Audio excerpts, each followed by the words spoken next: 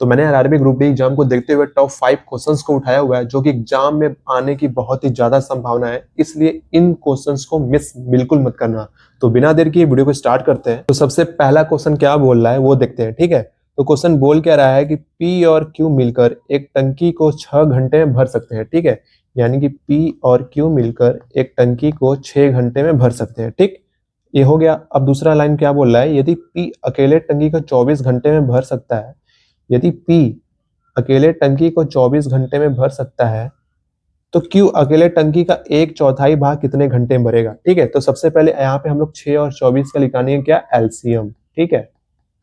6 और 24 का एलसीएम कितना होता है, 24 ही होगा, ठीक। अब 24 को 6 से भाग देंगे तो कितना आएगा, 4 आएगा। फिर 24 को 24 में देंगे तो कितना आएगा, 1 आएगा, ठीक है। यहाँ से हम लोग का P और P प्लस Q का यूनिट डिजिट निकल गया, ठीक। अब P जो है 1 यूनिट है, ठीक है। यहाँ पे भी P क्या है, 1 यूनिट है। तो Q कितना हो गया, टोटल P और Q तो 4 दिया हुआ है यहाँ पे, ठीक है। तो Q आपका हो जाएगा 3, ठीक है। अब क्वेश्चन में बोल क्या रहा है कि Q अकेले टंकी का 1/4 भाग कितने घंटे में भरेगा, यानी कि Q अकेले टंकी है। Q कितना आया है, Q का कितना यूनिट है, 3, ठीक है। यानी कि टोटल 24 में से 3 को हम लोग देंगे भाग तो कितना आएगा, 8 आएगा। लेकिन क्वेश्चन यहाँ पे बोल क्या रहा है कि Q अकेले टंकी का 1/4 भाग यानी कि 8 का 1/4 भाग कितने घंटे भरेगा, ठीक है। तो 4 दूना आएगा 8, यानी कि Q हमारा 2 घंटे में टंकी को भरेगा। तो 2 घंटे हमारा राइट आंसर होगा। तो ऑप्शन नंबर डी हमारा होगा बिल्कुल सही जगह। अब आते हैं अगले क्वेश्चन पे। तो अगला क्वेश्चन बोल क्या रहा है कि एक वस्तु का अंकित मूल्य 2000 रुपए, यानी कि मार्क प्राइस दिया हुआ है यहाँ पे 2000, ठीक। एक दुकानदार उस वस्तु पर 25% की छूट देता है और डिस्काउंट कितना दिया हुआ है, 25%, ठीक है। तो छूट के बाद वस्तु का विक्रय मूल्य क्या होगा, यानी कि सेलिंग प्राइस पूछ रहा है, ठीक है। मैं ये जानबूझ के इतना लिख रहा हूँ ताकि आपको समझ में आए, वरना इसको मैं 5 सेकंड के अंदर ही कर सकता हूँ, ठीक है। लेकिन फिर भी आप लोग को समझाने के लिए बस ये मैं लिखा हुआ हूँ, ठीक है। अब देखो, मार्क प्राइस तो दिया हुआ है 2000, ठीक है, और डिस्काउंट दिया हुआ है 100, 25%, सॉरी 25%, ठीक है। कितने में से, 100 में से 25% डिस्काउंट दे रहा है हमें, ठीक है। अब इसको हम लोग सॉल्व करेंगे, ठीक है। तो 2000 गुणे 75/100, परसेंटेज मतलब 100 ही होता है, ठीक है। तो यहाँ पे 100 से 2 जीरो चला जाएगा, यानी कि 75 दूना 150 प्लस 1 जीरो ऑलरेडी बचा हुआ, यानी कि 1500 रुपए। आपका 1500 ऑप्शन में कहीं दिख रहा है, जी हाँ, ऑप्शन नंबर डी, यानी कि विक्रय मूल्य आपका 1500 रुपए होगा, ठीक। अब आते हैं अगले क्वेश्चन पे। तो चलिए इसे मैं थोड़ा सिंपल कर देता हूं, आप लोग इसको घर पे कर लेना, ठीक है। अब इसको क्या करते हैं, 8 के पावर 2 लिख देंगे, के की वैल्यू दीजिए, ठीक। 18 के पावर 1 दिया हुआ है, 10 के पावर 2 1 3 दिया हुआ है, ठीक।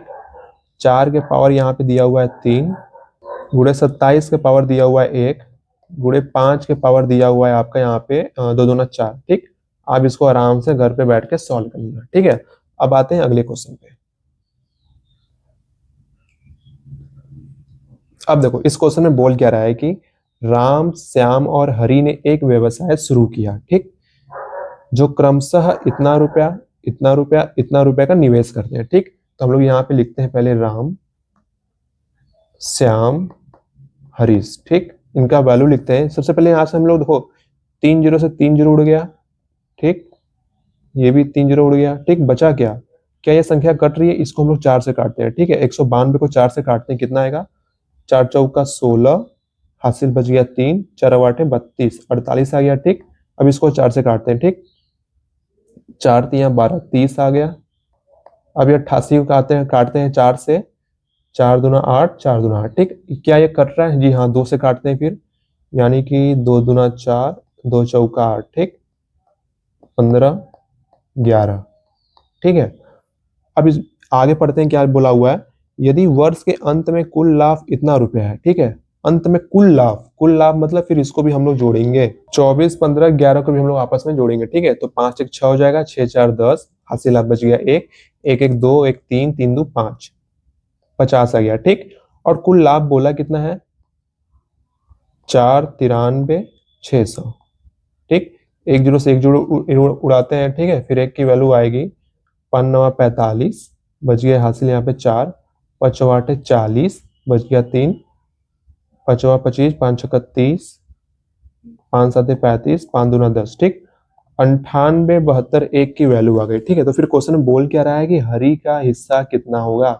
हरी का है भैया, हरी ये है, हरी की वैल्यू दी हुई 11, तो इसमें हम लोग 11 का मल्टीप्लाई करेंगे, तब जाके हमें हरी का हिस्सा पता चलेगा। 11 दूना 22, हासिल बच गया 2, 11 7 77, 77 2 89, हासिल बच गया 7, 11 8 88, 88 7 95, बच गया 9, 11 9 99, 99 5, 99 और 9 108।